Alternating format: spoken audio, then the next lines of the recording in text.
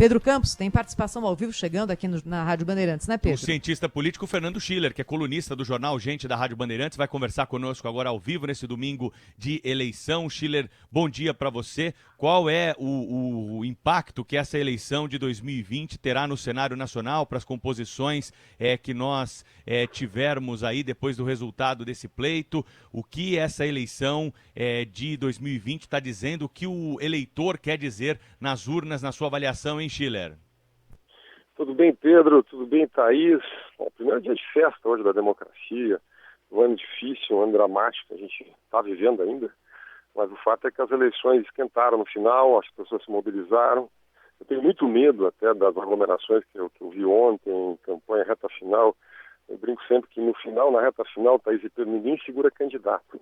Ninguém segura, então teve de passeatinha, carreata, etc. Mas o resultado, pelo que a gente está vendo nas pesquisas, antes de uma enorme bateria de pesquisas, é o que eu chamo de pulverização. Essa eleição, na minha visão, vai ter a cara do sistema partidário brasileiro, que é pulverizado, né? Então, eu não vejo nenhum vencedor claramente a partir de esquerda e direita dessas demarcações, né? Então, você tem um quadro onde há uma retomada, de certa maneira, da política tradicional.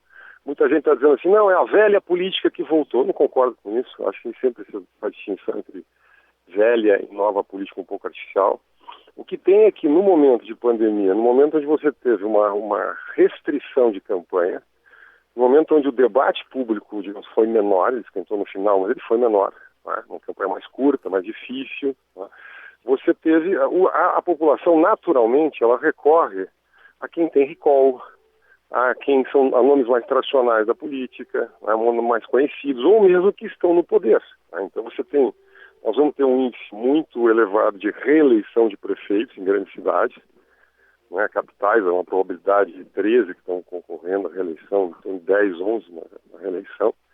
Você vai ter alguns fenômenos, para mim, muito interessantes, a gente vai observar ao longo da noite, hoje, tardezinha à noite, que é prefeito como Curitiba, como Campo Grande, como Belo Horizonte, que são reeleições como Florianópolis, reeleições muito fáceis em primeiro turno, né? Prefeitos que souberam atuar na pandemia. Aqui não cabe juízo de valor, que a população está dizendo que eles souberam atuar, né? E está fazendo essa avaliação positiva.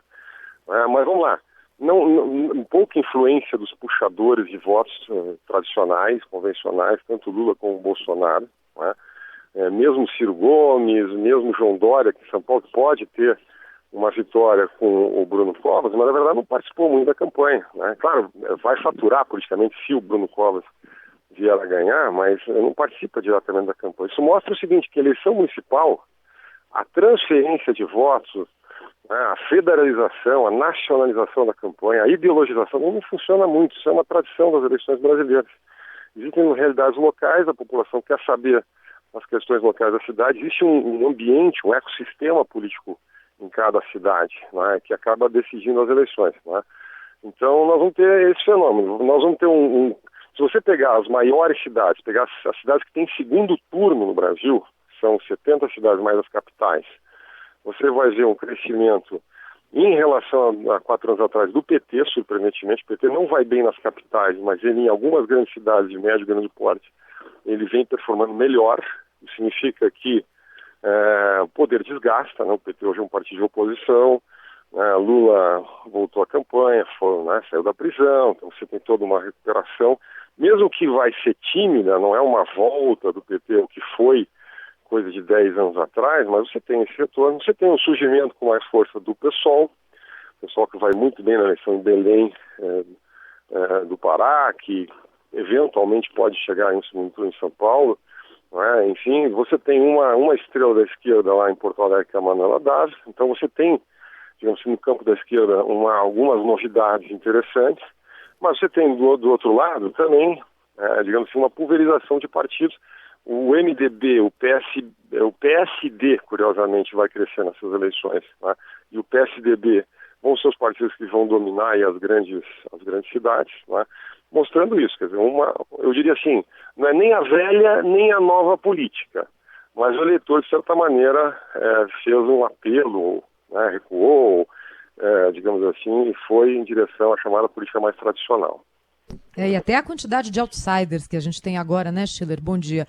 É menor do que a gente teve candidaturas de destaque no ano de 2018. Olhando para trás, Schiller, você tem a impressão de que 2018 é que foi o ano fora da curva, digamos, em termos de votação, de escolha dos eleitores? Porque é normal, não é? Que nas eleições municipais a gente tem esses partidos mais ao centro, que dominando boa parte do quadro eleitoral. 2018 que foi o ano diferente, Schiller?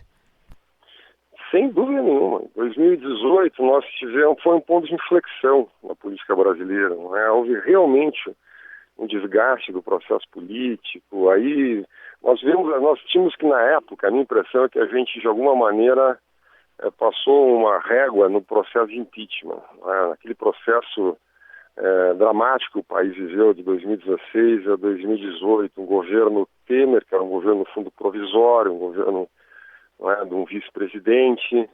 Aí você teve o auge desta retórica antissistema, enfim, e eu diria assim, eu não arriscaria. Eu ouvi muita gente dizer, não, as pessoas se decepcionaram com a ideia da nova política. Eu acho que é muito cedo para dizer isso, né? O eleitor, na minha visão, quer dizer, nesse momento, quer dizer, primeiro que esse é um fenômeno que é muito vinculado a certas personalidades, a um certo estilo de fazer política, não é? Quer dizer que durante a pandemia todo esse modelo do antissistema, do cara que vem de fora, que faz uma crítica meio solta ao sistema político, ele ficou prejudicado, né? Eu tenho uma pesquisa muito interessante do professor Carlos Pereira, da FGV do Rio de Janeiro, meu colega cientista político. Ele mostra que a pandemia, ela gera a ideia de risco, ela gera a ideia de medo. As pessoas se tornam, eu vou usar uma expressão que não tem conteúdo ideológico, tá? Elas se tornam mais conservadoras, tá? Eles querem ver mais o que funciona, o que não funciona. Isso é um pouco por causa da psicologia humana. Quer dizer, então, afora isso, quer dizer, quando você não tem tanto espaço para a campanha eleitoral propriamente dita, então você tem fenômenos assim. Você tem lá em Manaus um candidato como o Amazonino Mendes, que foi governador, né, que é um nome conhecido da política, né, da região do Amazonas, né? Você tem o Marquito Vilela lá em Goiânia, por exemplo. Que é um isso vai de encontro com aquela história dos outsiders, né, que a gente falou na última eleição? Exatamente, o outsider perdeu espaço, né? Mas eu quero tomar cuidado com essa análise, não é para dizer que não vai haver espaço no futuro, claro, não é para dizer que as pessoas estão julgando. Por exemplo, Alexandre Calil era um outsider há 4 anos atrás. Foi governo, hoje tem 70% no votos válidos lá pela pesquisa, deve confirmar a eleição no primeiro turno.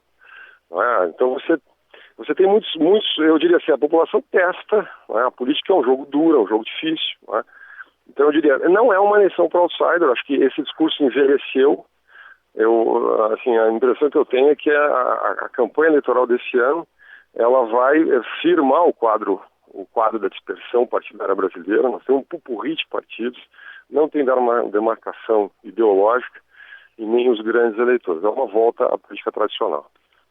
Fernando Schiller, cientista político, colunista do jornal Gente aqui da Rádio Bandeirantes conosco nesse dia de votação. Claro que o Schiller volta ao longo da nossa programação, que não tem hora para terminar. Nós vamos acompanhar toda a apuração, todos os detalhes para você até o fim do dia desse domingo. Schiller, grande abraço para você, obrigado pela participação ao vivo aqui. Bom trabalho para todos nós hoje. Bom trabalho, bom voto, bom domingo para todo mundo.